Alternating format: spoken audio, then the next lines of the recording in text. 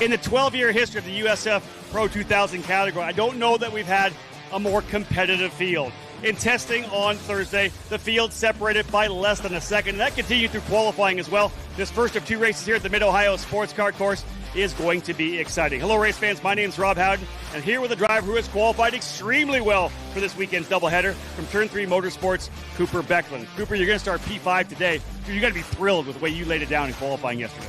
Yeah, no, super good. It was very good. We, coming out of Road America, we kind of came from the bottom. There wasn't too much to really come from, and I think we brought it together really well. P5 and P3 for tomorrow should be pretty good. You know, any racer, you want to roll off the trailer fast, right? You're out of the gate quickly. That's kind of what you guys did. You feel like the car kept getting better throughout your testing and practice and qualifying? Yeah, no, we didn't really have any point in testing where the car got worse. I think we made a couple changes that we kind of went back on, but there was no point where we got worse. Is there anything about this racetrack that suits you, qualifying 5 and potentially 3 for race number 2? You're in a really good spot to get some success here this weekend. Yeah, no, it's just, I don't know, the track just kind of came to me. It's, I've always liked this track. It's very cool. It's different. It's very different, very flowy. With the elevation change, it's, I don't know, I think the track just suits how I drive. It's tough to pass on as well. As we know, Mid-Ohio is not easy here. They don't have those long straightaways. How aggressive are you going for another podium? You were there in Indianapolis. Is it all or bust right now? I think so. I think a podium should be very possible tomorrow, unlike a couple of the other races. So I think with that starting position, I should charge a little harder than I normally do and see if we can pull something good out of it. There you go, folks. Watch out for Cooper Becklin right now. A podium in Indianapolis, as I had said, he's going for more here today. One here this morning and one in the afternoon. Doubleheader for this category. They're done here today on a Saturday, and then they'll look forward to the streets of Toronto. Big field coming, like I said, super competitive, super close. The entire field is going to be some great racing here at Mid-Ohio. After this break, I'll come back and give you the full driver lineup.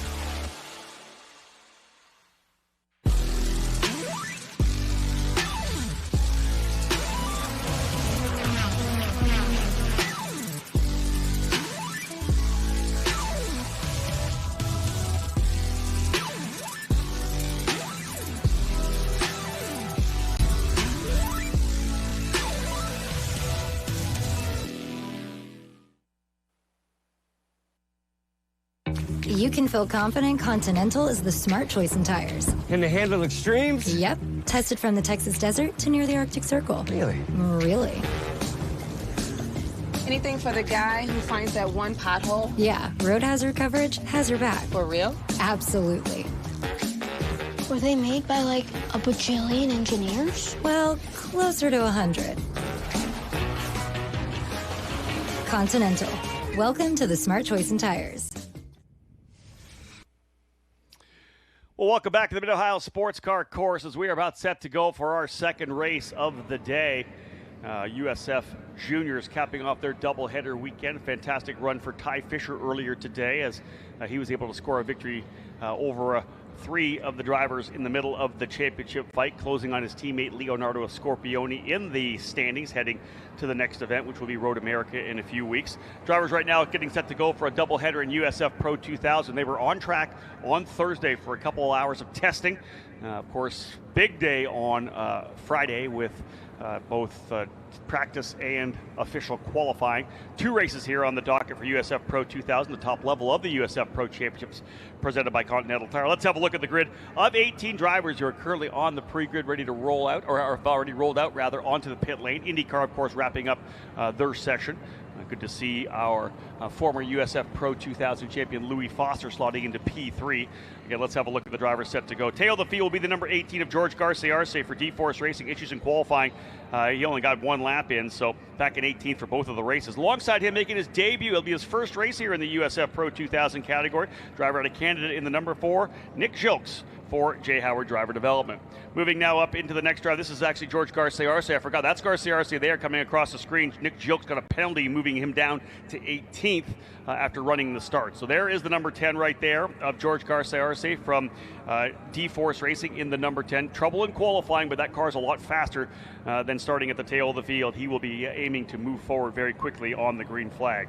Moving our way now up into row number 8 on the outside from New Zealand in the number 28, Sebastian Manson in in the TJ Speed machine. Manson, rookie here in the program, in the Manson's TCLM Limited Ted Manson Foundation machine.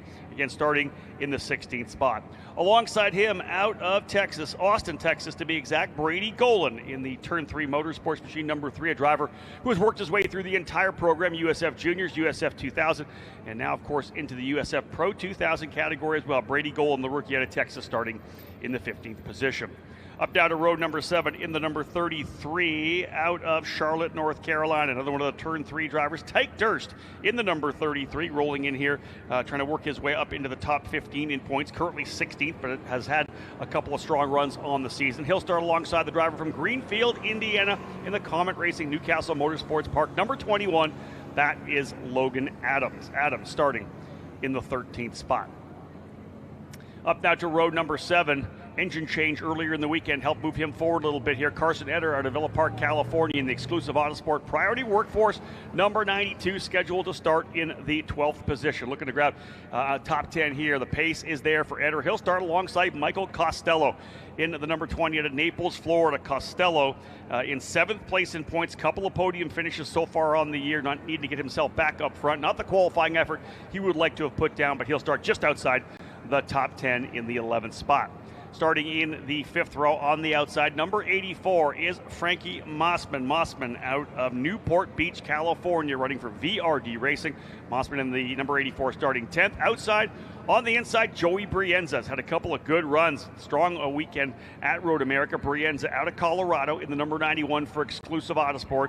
He will start in the 9th position, coming in here this weekend, 10th place in points. The rookie driver attempting to move his way a little further up. Moving now to row number 4 on the outside, Nicolas Monteiro, the Brazilian driver for Turn 3 Motorsports. He has certainly come alive here in the middle part of the season. Great pace for Monteiro. Had a great weekend at Road America. Monteiro in the number 22, set to roll off from P8. He'll start alongside a driver who won the USF Juniors Championship last year, was a multi-time winner in USF 2000 in a double-duty season. He's already run up in the Indy Next program as well, finishing in the top 10 at Barber Motorsports Park. That, of course, is Max Taylor out of Hoboken, New Jersey, the rookie for VRD Racing, starting in the 7th position. Taylor coming in here, sitting 5th place in points. We'll go over the top 5 in points when the drivers get out onto the racetrack. Row number 3, Pabst Racing and Turn 3 Motorsports. On the outside, the Kiwi Jacob Douglas, a winner on the road course at the Indianapolis Motor Speedway earlier this year. In the number 19, starting in the 6th position, the JDM Properties machine. Alongside him in that number 2, the Helmet House car out of Portland, Oregon. That is Cooper Becklin in the number 2 machine. Becklin for Turn 3 Motorsports, set to roll off P5.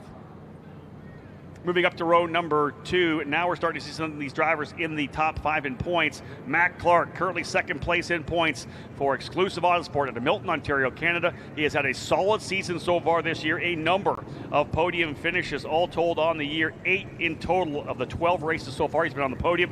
Clark in the 90, starting in the 4th spot alongside Alessandro Di Tullio. A number of wins early in the season, 3 of the first 4 races, but it's been feast or famine for him for the remainder of the season. Just 2 other podiums. He's ready to fight back here right now, putting the Turn 3 number 44 in the 3rd position. 18 drivers in the field, 2 on the front row as they pull off. Ariel Elkin, 3 wins in the month of May for TJ Speed Motorsports, a driver from Israel, winning 2 of the 3 races on the road course at Indianapolis, and then he backed it up with a win at the Oval, the Indianapolis Raceway Park, the Carbonite Classic, winning the Freedom 90. Elkin in the 27, set to start in the 2nd spot.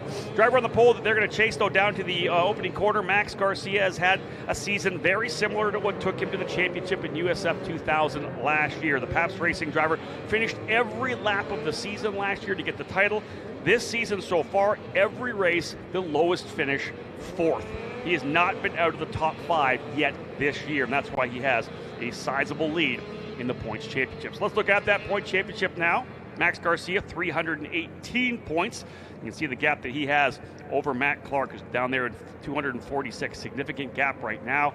But 445 points, that's the magic number for Max Garcia. If he can hit that 445, no one can beat him. If Clark gets every race to the end of the year, wins everything, wins every bonus point, he will end up with 444. Ariel Elkin just 1 point behind Matt Clark, so it's close there for 2nd spot. Alessandro Di Tullio only 9 points behind Elkin, 10 points behind, or 12 points behind Clark.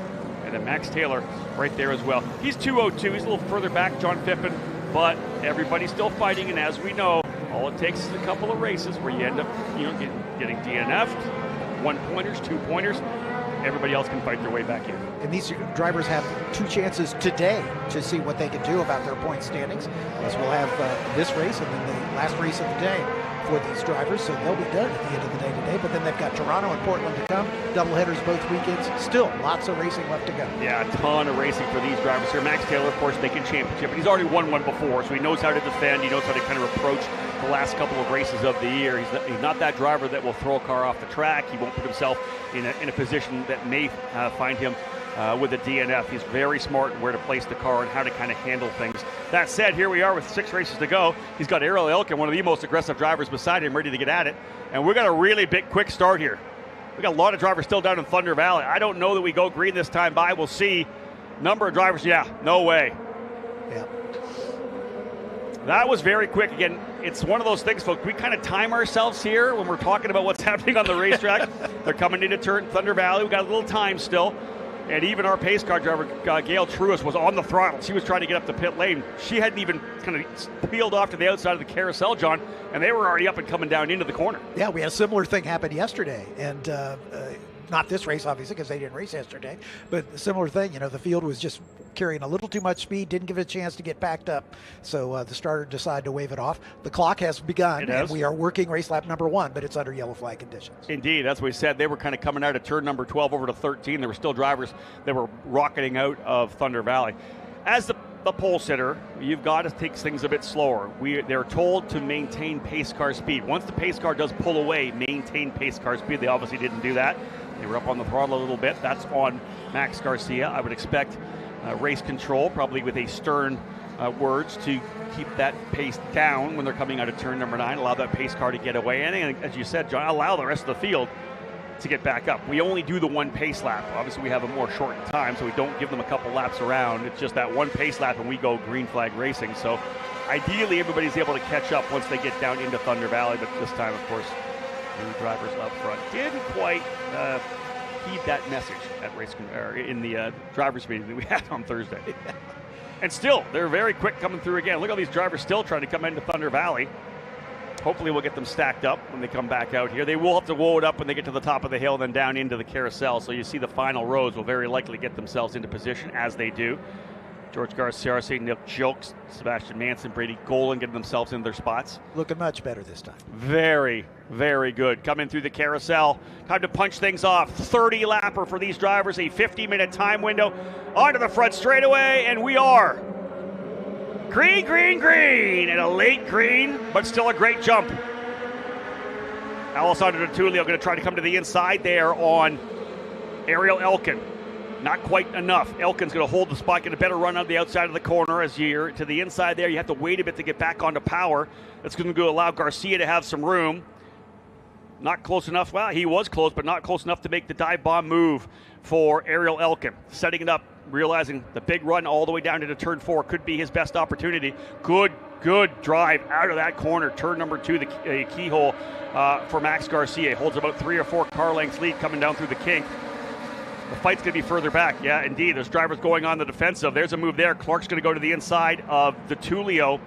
He's on the outside coming up the top of the hill. That should be no contact there between DeTulio and Clark. Clark goes around. Or does he go? Yeah, he's off the racetrack. Clark's off the racetrack to the outsides. He came back across. Clark's going to roll back on track. We'll see whether or not there is damage to the exclusive Autosport machine. He had the side on DeTulio, and that's going to be right front to left rear contact. No yellow at this point as Clark able to get back onto the racetrack. Unsure whether there's suspension damage to the left rear of Clark. And I talked about the fact that he has had such good success. Only a couple of races where he has had issues. It's not going to be a podium here today in race number 1 for Clark. So contact on the opening lap. Clark had essentially taken the spot, was over the top of the hill, was trying to come back over to the track, and the contact made between he and DeTulio. Clark across us, John, here, you'll see him on the screen just coming through under the Honda bridge there. So Clark does continue. He will be hoping for a yellow flag to potentially get himself back up to the tail of the field now.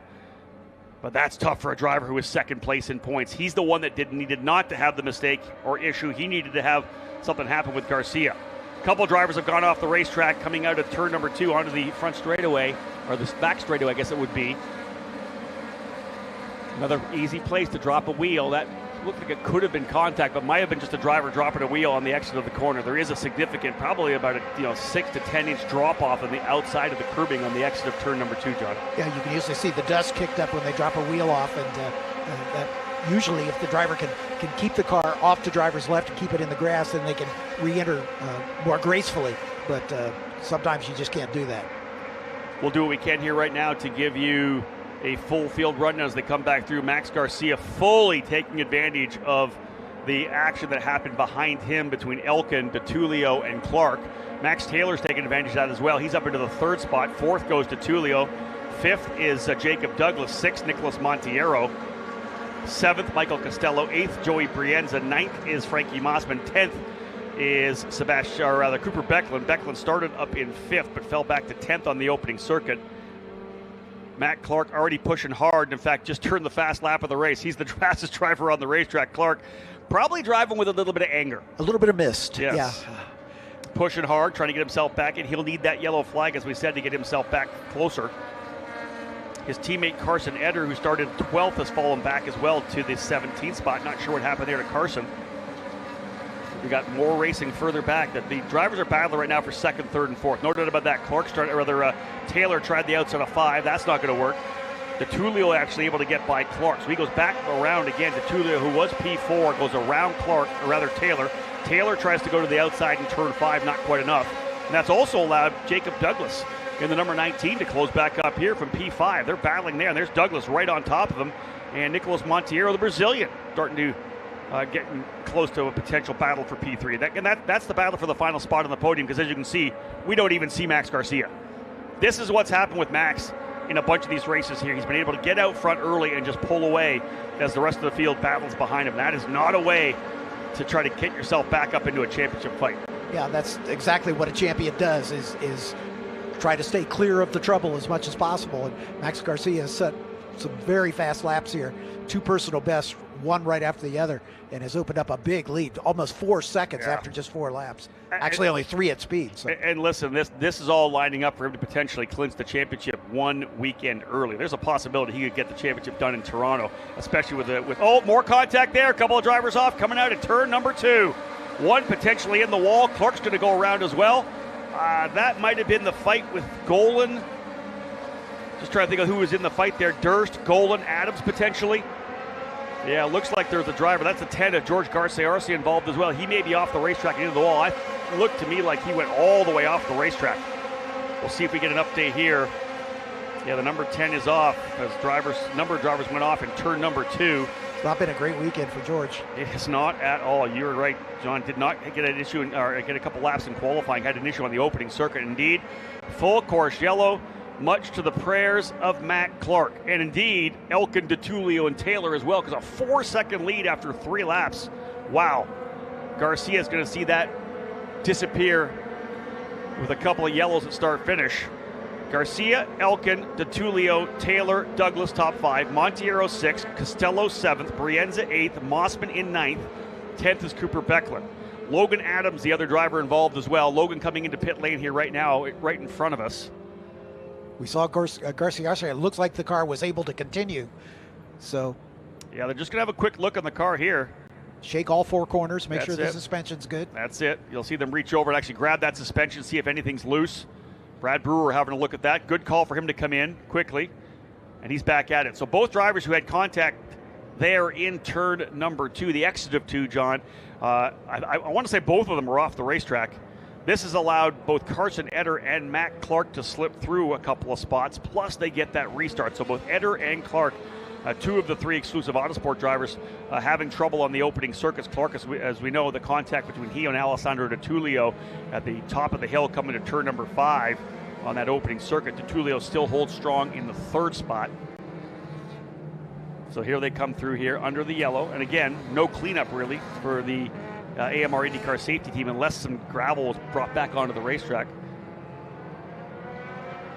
Indeed, exactly that. So they're going to have a track inspection, the team heading over to see the gravel and debris that's been brought out onto the racetrack when both those cars came back on track, John. But otherwise, we'll probably be able to get back here, maybe a lap under yellow, maybe 2. And remember, these USF Pro 2000 races are 20 laps long, or 30 laps 30, long, yeah. rather than the 20 laps from the other two series. So they've got a little more time to sort this out. There comes Garcia in the pit lane. It looks to me like a flat left front tire. They're pulling some rubber down. So I think a flat left front for George Garcia. Again, it has been a tough weekend for the Mexican driver. Not at all what he would have wanted out of Guadalajara, Mexico, and he's been good on the season. He's had some great runs, some strong finishes.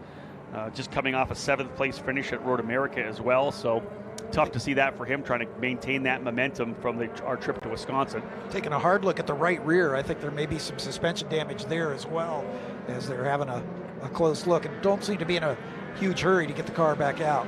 They're going to put the jacks under the front of the car and attend to that right front that they appear to be wanting to repair, but they spent a lot of time looking at that right rear corner. John, you have to wonder whether or not he may have made contact with the wall, went off and kind of flat side of the wall a little bit, because it looked like the sidewall of the tire was scuffed up a little bit, so he may have got up against the wall when he went off track. Right. All right, well, again, like we said, some excitement for the start of this one. No doubt about that. Garcia, Elkin, DeTulio, Taylor, and Douglas are the top 5. Matt Clark and Alessandro DeTulio contact at the top of the hill in turn number 5. Clark had that advantageous position coming around the outside where you would need to be to beat them down into turn 6. But there was contact from DeTulio's right front to Clark's left rear. Being told from race control that the contact between Garcia and Adams is under review right now. So good to know that the race control taking advantage of the multitude of cameras that they have to be able to do reviews on here. That's one of the things. It's not a place you normally get a chance to get to, because it's kind of it's a secret place. This is, put it that way, race control. But man, when you do get a chance to go in there, John, I know you probably visited before many times. The amount of cameras that they have to work through, all the people that they have in race control, it's amazing to me that they're able to do everything they do and be able to still get an opportunity to review, because there are multiple race directors on staff here with the USF Pro Championships this weekend. Exactly. They're one floor below us here in the tower, and we get to walk by their suite, if you will, on the way up to our announce position. And yeah, it's full of cameras, full of the screens, and they've got lots of eyes on this one as we're getting ready to come to the restart here. Indeed, back at it once again. This will be lap number 7, so still 23 to go as the extended 30-lap distance for the drivers in USF Pro 2000, getting them ready to go those longer distances as they will in the Indy Next Series. Good start here for Garcia on the throttle very early. A little bit further back, good jump as well for Jacob Douglas. Look at him making that move to the inside, thinking about the bottom of the racetrack on Max Taylor, but didn't quite have enough. Did tuck to the inside, but probably thought better of it and tucked back in. So a good move for him to get his way through there. Big run up into the keyhole now. Let's see whether or not Ariel Elkin can make something happen here. It's been a big weekend so far, as we know, for Max Garcia, putting the car on the pole. Another bonus point, trying to pull away and lock this championship down. Man, he is so good out of the gate here. And again, that first run, really attacking up the hill into the keyhole to get the jump that he gets to come out. Look how much gap he's already got. Taylor making the move to the inside of DeTulio, those two drivers, and he's to the inside, book it. Able to do the slider all the way through to the inside. More contact further back. That is another one of the turn 3 cars who's made contact in turn number 4 and 5, between 4 and 5. So whether or not that driver is able to continue, that sounds like it's the 33 machine of Tyke Durst involved between turn 4 and 5. Yeah, he's able to bring it back around. There's a shot there, back on the throttle, away he goes. So Durst is back underway. The yellows will stay in. We will stay clean and green here to complete lap number 8. And Garcia, the magic man, out of the gate, the lead already as they come across the line to put lap 8 in almost a full second. 9/10 on the opening circuit over Ariel Elkin. Taylor 3rd, DeTulio 4th, Montiero 5th. Matt Clark and Carson Eder 13th and 14th now. I thought that Clark had gotten by Eder, but no, he's right there with him now. Those drivers trying to push their way forward here. Max Taylor all over the back of Ariel Elkin too in the run up to the keyhole, looking for that second spot. Yeah, this is it, right? These guys are thinking about trying to get themselves back where they need to be in terms of being able to challenge for the championship. it doesn't take much, we said, to have a couple of DNFs. Think about going to Toronto, and let's say Max had a couple issues and gets a couple of DNFs. That's a 66-point swing somebody could take on him. So it's never over, right? But Max, just like I said, doesn't make those kind of mistakes. And listen, when you give him a lead like this and you give him a restart, masterful coming out of the final corner here, turn 13, and rolling it down into one. To get a full second on the opening circuit over a driver like Ariel Elkin, who we know is uber talented, 3 wins on the season already. That's just fantastic, especially, John, under the pressure of potentially being able to clinch a championship. That is a mark of a champion for sure. Exactly, yeah. I'm so impressed with what I see from Max Garcia here. I mean, he is just drawn away from this very evenly matched field behind him. Look at this. Everybody's equally spaced, running about the same pace, except Garcia. He's just alone, all by himself. 4 teams in the top 4 as well. Pabst Racing, TJ Speed, VRD, and Turn 3 all represented within the top 4. Top 5, you add another Turn 3 driver as Alessandro Di Tullio and Nicholas Monteiro run 4th and 5th. Jacob Douglas and Michael Costello put a couple of Pabst Racing drivers 6th and 7th. Frankie Mossman able to get by Joey Brienza. Mossman up into 8th, Brienza 9th, and Cooper Becklin currently running in that 10th spot. Brienza trying to keep a run going. He's had a bunch of top 10 finishes there over the last couple of races. Would like to get another one here and maybe come away with a nice strong weekend. Joey Brienza 10th place in points and just 11 behind Cooper Becklin right now. So that's kind of a driver who's right behind him trying to potentially fight his way up to P9. And Matt Clark is gradually working his way forward. He's up to 13th. He got around Carson Etter on the last lap, and now he's all over Brady Golan trying to get up into the top 12. Again, recovering as many points as he can after that problem on the first lap. Yeah, John, even with the overtake on Etter, he was about 7/10 quicker than Golan on that last lap, and he was only back by 2/10 across the line. So expect them. In fact, he's got a couple of drivers. I think he's got Cooper Becklin there as well. Manson may have been able to slip by Cooper Becklin. So we'll see as they come by. Here they are at a turn number 13 once again. You'll pick up the car, the white and red Corpay machine, the Clubine Motorsport exclusive Autosport machine there for Matt Clark, right behind Golan, 0.3 of a second. This time Clark about a 10th off as he's in that aero wash now. Got to really play it correctly here to move forward. Starting up front is obviously, it makes it a little easier. The competition is tougher, but you can kind of gauge yourself, I think, a little better some of the times knowing those drivers you're racing with. If you have an issue and you end up going to the back, drivers you don't normally race with week in and week out, we know Matt Clark is a top 5 driver in every race. You're back there having to kind of figure out how some of these guys race. What are their tendencies? You get surprised every once in a while. Look at them. They're essentially almost 3 wide coming down into the corner there. That's Manson at it. We have a driver slowing coming down the straightaway to move over. Not quite sure. That might have been Mossman, actually, I believe, looking at the roll hoop. One driver slowing coming down the straightaway into turn number 4 and allowing the rest of the field to go by. We'll see as they come back in. But look at this battle there. This is Clark looking to the inside there on, I believe, Golan. Chopped the nose a little bit. He's going to get challenged from behind from Logan Adams as well now as they come out of the hill. Adams is right there. Clark on the inside of 11. This is going to get exciting coming up through there. Yeah, Carson Etter's right there to try to get around Logan Adams too. Logan, who got back on the racetrack after the contact between he and Garcia Arce, was right there trying to get by. So Clark got around Logan Adams and Brady Golan. And it was Manson as well. Yeah, indeed, He did get by Cooper Becklin. So Manson's up to 9th, Becklin now into 10th. Mossman, indeed, in the 84. We're going to see him down pit lane here right now, John. So the VRD 84 machine, going to bring it to the attention of his VRD crew on pit lane. That moves Brienza to 8th, Manson to 9th, Becklin up to 10th, Golan in 11th. Clark now goes up to 12th, Logan Adams 13th, Carson Etter 14th, and Nick Jilks will be the final driver on the lead lap when they come back around. Unless they get Mossman back out here. They're having a look at the car. Yeah, they're trying to, sounds like he's having trouble getting in gear. Finally able to get away. So he will stay on the lead lap. He still has 11, as does Tyke Durst. He was able to continue as well. But man, Garcia, 2.5 seconds on the last lap as he comes and rockets his way out of Thunder Valley. See everybody dropping here into turn number 9, down into Thunder Valley. Matt Clark trying to see if he continues this move forward after the contact between he and Di Tullio on the opening circuit in turn number 5.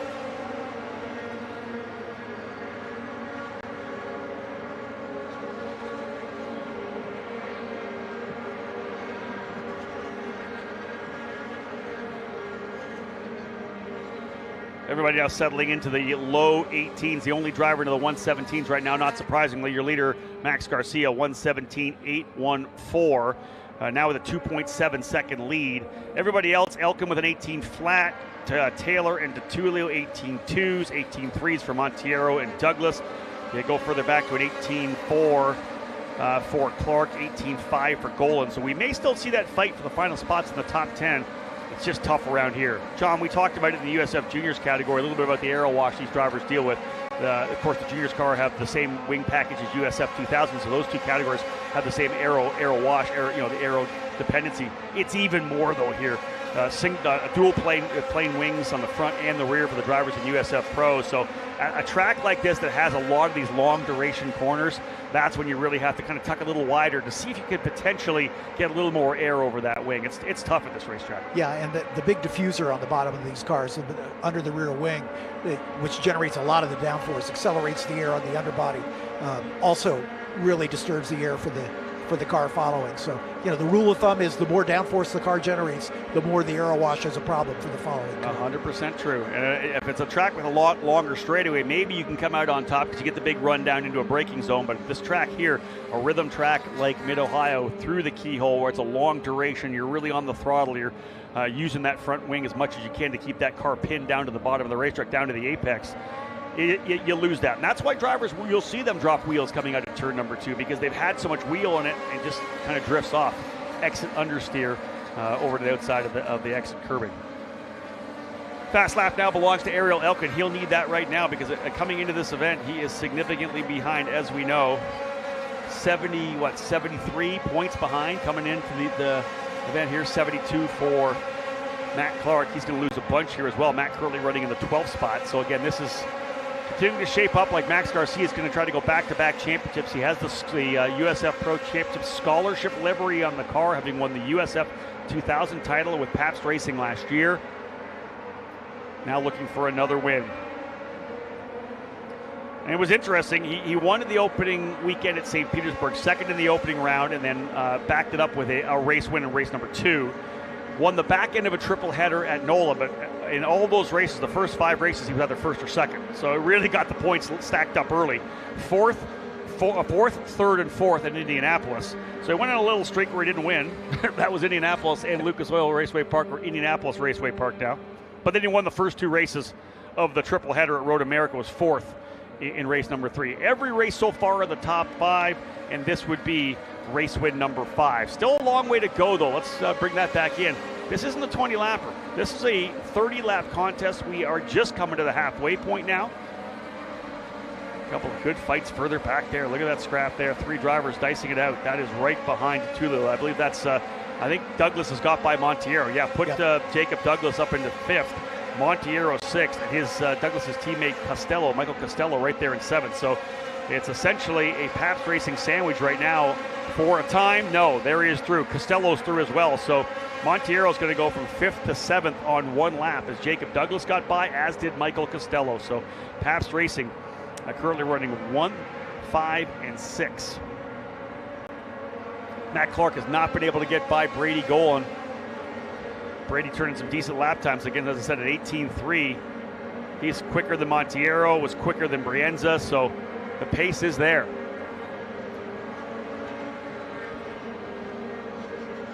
Last time by, actually, Matt Clark. Where is Matt Clark? He has fallen down the order on live timing.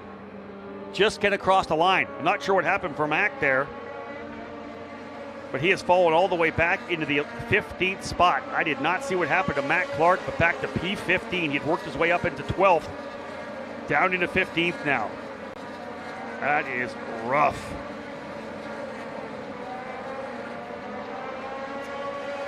So indeed, Garcia's lead 3.4 seconds, and the driver right behind, well, not right behind him, but second place in the point standings, the championship fight, now down into 15th spot, Matt Clark. And that's really been, if you look at his championship here, he's 4th and 2nd at St. Petersburg, 3rd in the opening round on the podium at NOLA, but then 17th and 18th in those next 2 races. At IMS, a couple of second place finishes, 5th in the 3rd race, on the podium 3rd at Indianapolis Raceway Park in the Freedom 90, and then went second for his 4th consecutive podium at Road America. Not happening here this weekend. Has been a rough one for Matt Clark, who stays up on the throttle. He'll need another yellow to potentially get himself back up a couple of spots. As Adams goes to 12th, Eder to 13th, Jilks up to 14th. Yeah, Jacob Douglas is the one who seems to be having some trouble as he's going the wrong direction, falling off that battle up at the front. Here's Nick Jilks into pit lane, making his debut weekend here. Driver with Euro 3 and GB3 experience, the Canadian driver, former Ontario Formula Ford champion, into pit lane, watching the team go to work now, putting some tires on the front of that machine. I wonder whether or not they're thinking about putting tires on here, maybe better tires, to see if he can go out and turn a faster lap to potentially work his way up the order. Because as we said, for race number 2, you use your fastest lap. Your fastest lap for the qualifying is race 1. Your second fastest lap in qualifying is race 2. But if you go faster in race 1, you can use that lap instead of your second fastest qualifying lap. This looks to me like they potentially want to put some fresh rubber on, let him go out here with a car that has lower fuel. He's learned the track a little bit more, and maybe go out and bang out a better lap time. Because again, he had a 1:18.3 in qualifying. He was off by over a second even from second place. So if he gets himself, if he can go a high 17, he may be able to jump himself up into the top 12 or top 13 in terms of time. So Nick Jilks into pit lane. The team, the Jay Howard crew, is putting rubber on, and we'll see him come back on track.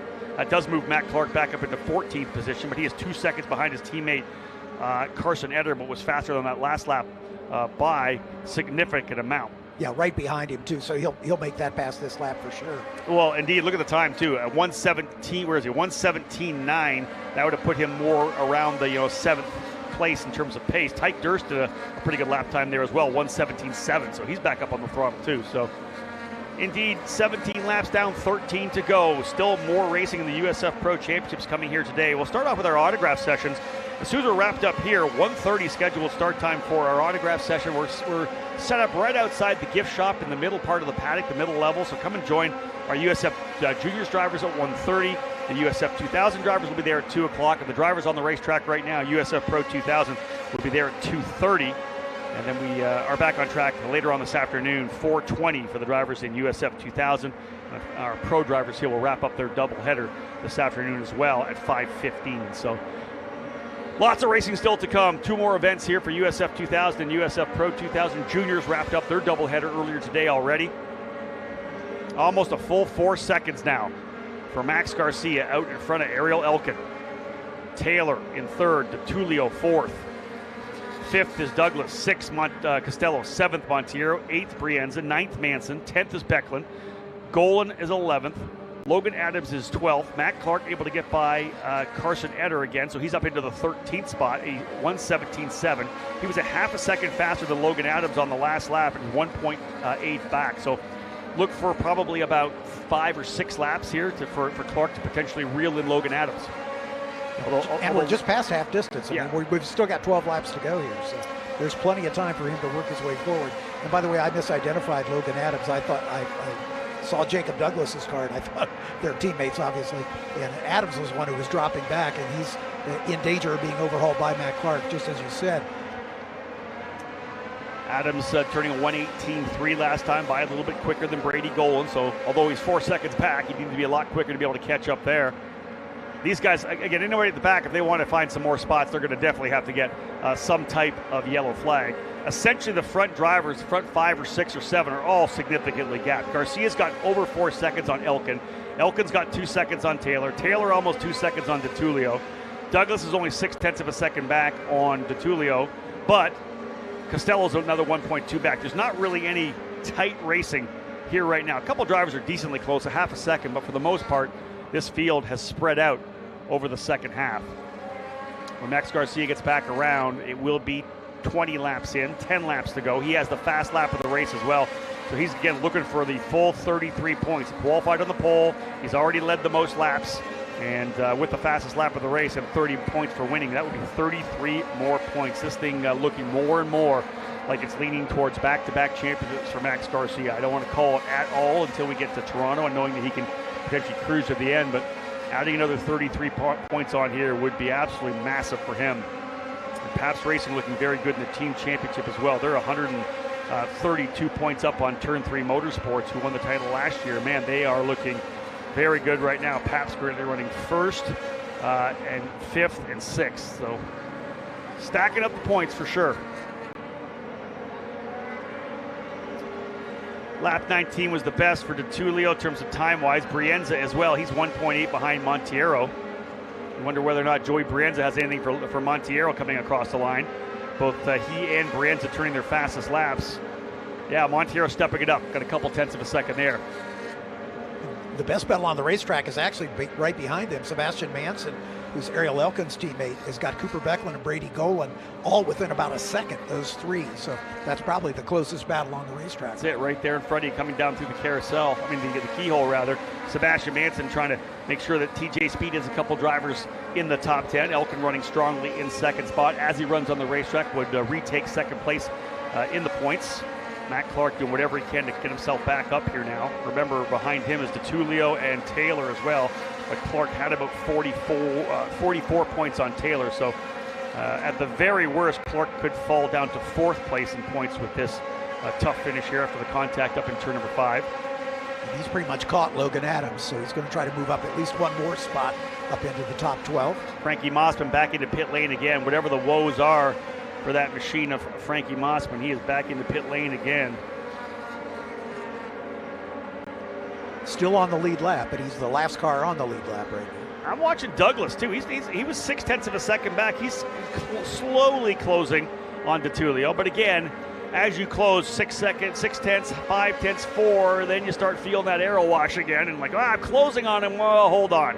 All of a sudden, the car starts going away on you a bit. So Matt Clark, probably the driver on the move right now. He's been closing up as much as he can on Logan Adams, but again, got to the point where he was within that second, and then you're just going to start to deal with that aero wash a little bit.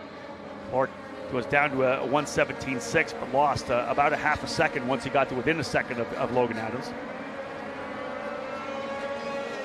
Again, this is all about training these young drivers and what they're going to deal with, because aero wash is even more pronounced when you get into the Indy Next category. A lot more downforce on those race cars than we have here on the USF Pro 2000, so they need to understand, number one, when they go to from 2000 to Pro, you got to be stronger. The downforce, not only does it make the car stick and make it point, it also makes the wheel even heavier as you're, of course, turning into all of that downforce that you're getting from the wing package. So the minute you make the step up to Indy Next with more downforce, more power, more tires, you got to be even in better shape. And again, we stress this to the drivers all the time. You think you're in shape, but you're not. You need to be in better shape.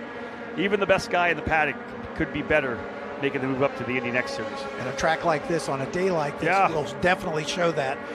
All the drivers, IndyCar drivers alone will say this is one of the, if not the most physical track that they race on, just because of the constant work that you're having to do, the G-loads that the drivers have to deal with on the high-speed turns, and these drivers are going to be tired when this one's over. Yeah, I agree. And again, they're going to run again this afternoon, right? They have to reboot, rehydrate, get back at it. It is 85 degrees here at the track, and I'll tell you, I was walking back to the paddock after that first race.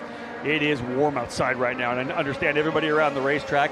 You probably got a little bit of shade going on. You probably got a cool liquid beverage to kind of help you out a bit as well. So these drivers, if they have the water bottle, it's already getting warm, and it's probably already gone. And so, indeed, they'll push their way through to the end. Hydration for these drivers starts a week in advance, as you know. You got to get the hydration started early. You can't do it on a race weekend.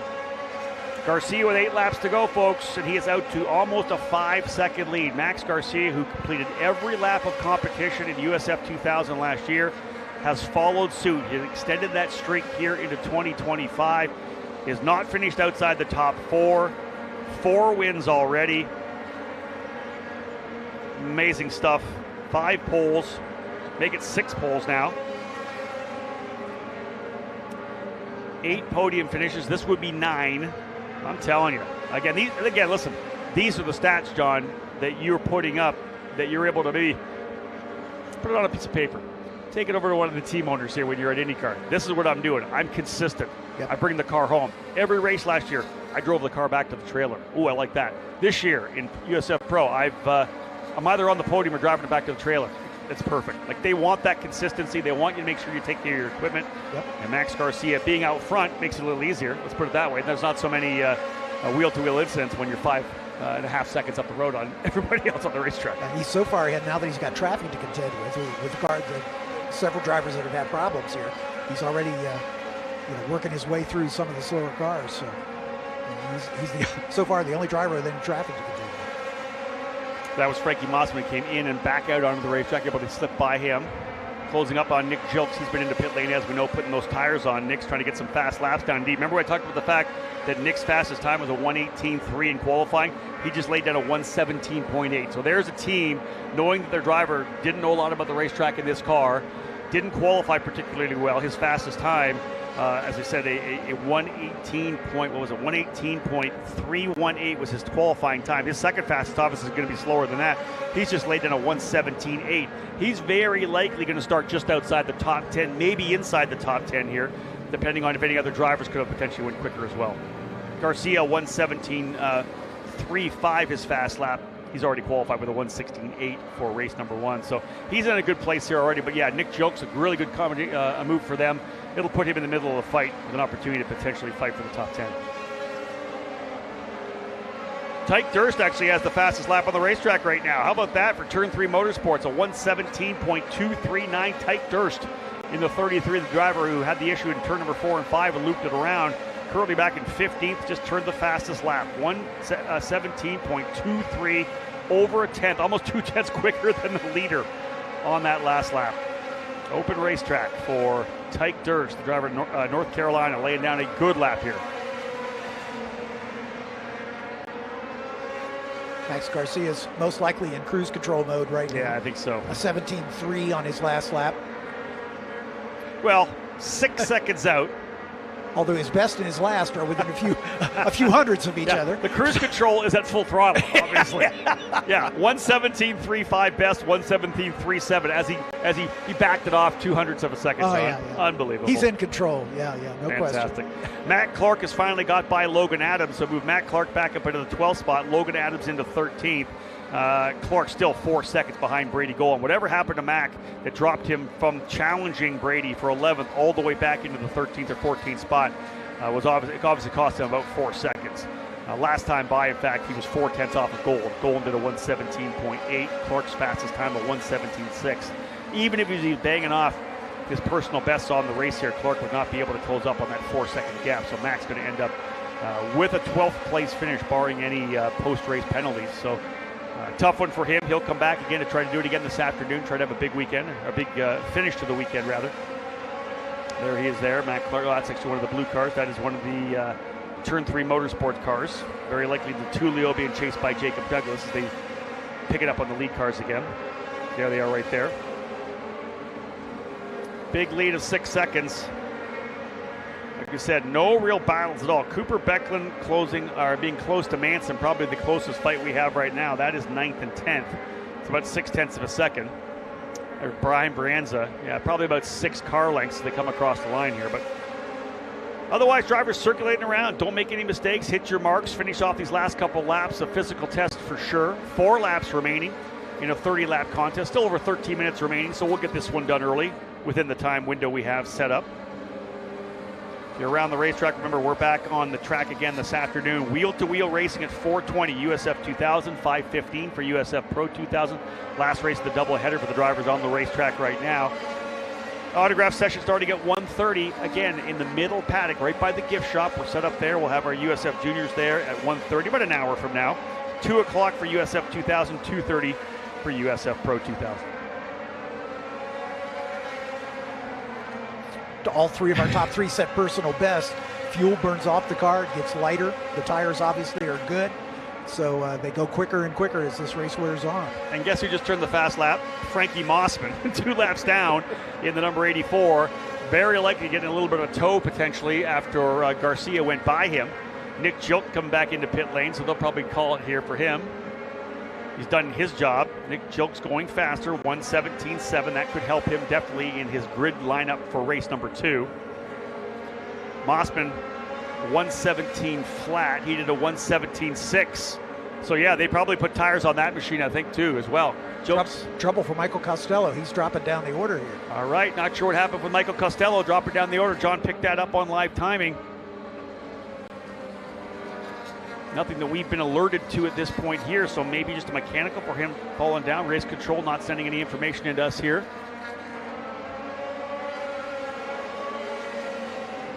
That's going to move Brady Golan into the top 10. Costello did come across the line, though, in 11th. So whatever happened, whether it was an off-track excursion or whatever it was, yeah, did a 1:28.3, John. So off at least 10 seconds off his pace, falling down into the 11th spot. Golan's going to move up into 10th as a result. Yeah, he must have had a spin or an off course at some point. Either that or he's got a technical problem developing. Yeah, Frankie Mossman most definitely using Max Garcia as the rabbit here. He went quicker or fast, but not quicker again. A 1:17.035. Garcia retakes fast lap to get that bonus point back into him, but Mossman's 1:17.0 most definitely going to help him out in qualifying, to the point where it may help him move up quite a bit. Elkin's fast lap a 1:17.2. He's a 1:17.1 here now. That'll help him a little bit, but yeah, I think that move for Frankie Mossman very likely going to put him in the top 5 on the grid for race number 2. Costello's back up to speed, so whatever it was a temporary issue, but he lost a bunch of spots. Matt Clark, though, was a full second quicker than Costello on that last lap. He did a 1:17.2 as well. Golan did a 1:17.1, Costello a 1:17.2. Clark, these last couple laps, could he grab 11th from Costello? Full recovery drive for Matt Clark, trying to work his way forward after the contact on the opening circuit between he and Alessandro Di Tullio. White flag will fly this time by for Max Garcia. Looking for win number 5 on the season, stretching that point lead out even more. This battle between Manson, Becklin, and Golan is heating up as well. Manson runs in 8th, Becklin 9th, Golan 10th. We're on the final lap.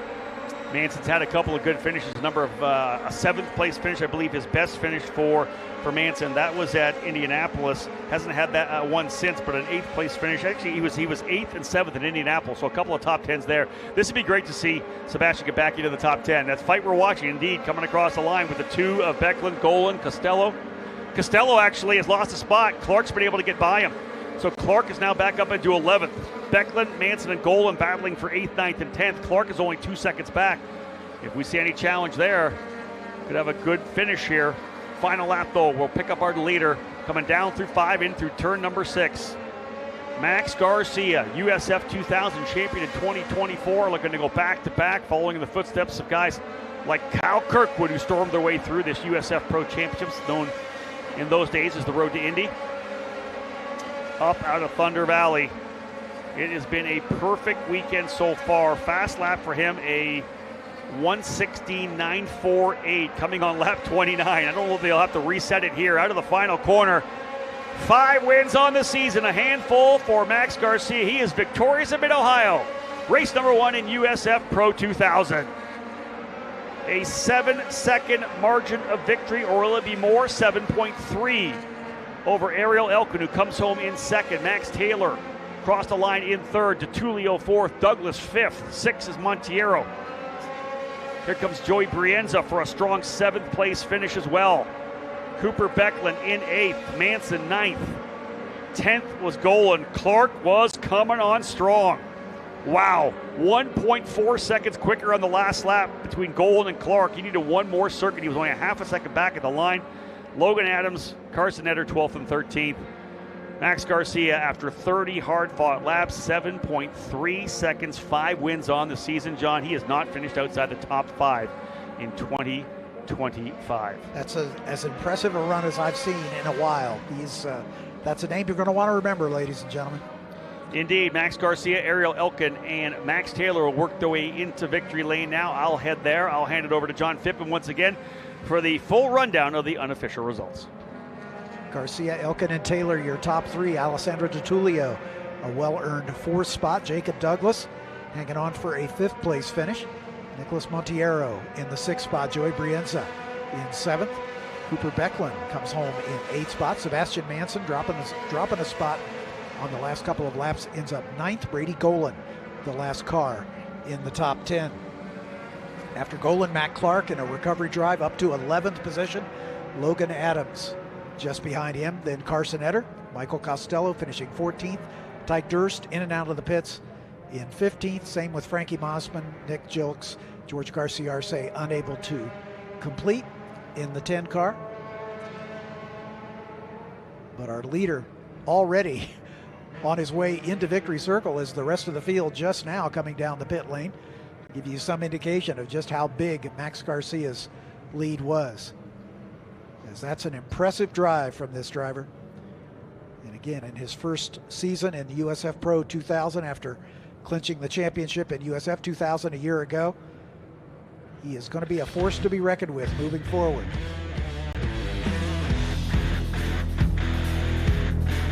Garcia out of Miami, Florida. Pabst Racing, sponsored by Advance Auto Parts, Bell, OMP.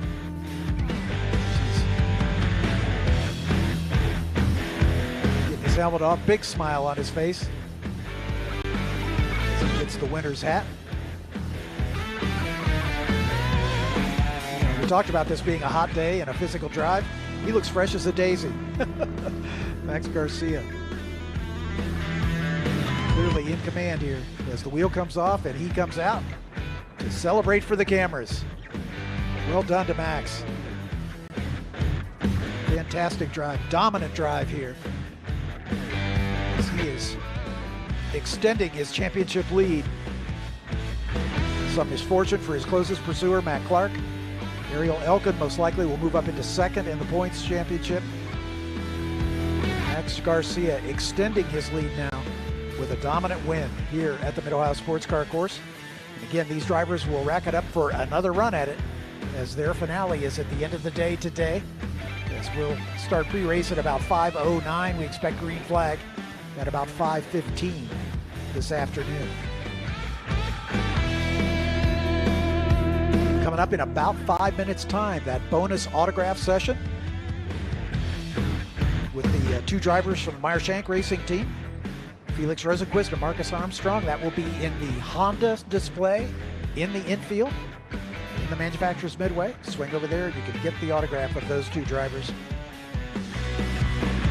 As the autograph sessions for our USF drivers again kicking off very shortly as well. That'll be in the middle paddock.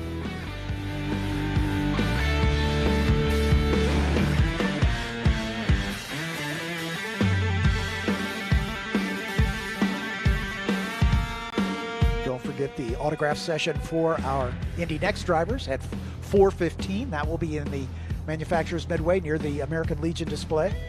Again, the landmark is the big inflatable Firestone Firehawk. That's the general vicinity of where that autograph session will be for the Indy Next drivers. They will be next on the racetrack as the qualifying for Indy Next is next on the agenda, and then qualifying for the NTT IndyCar Series right after that.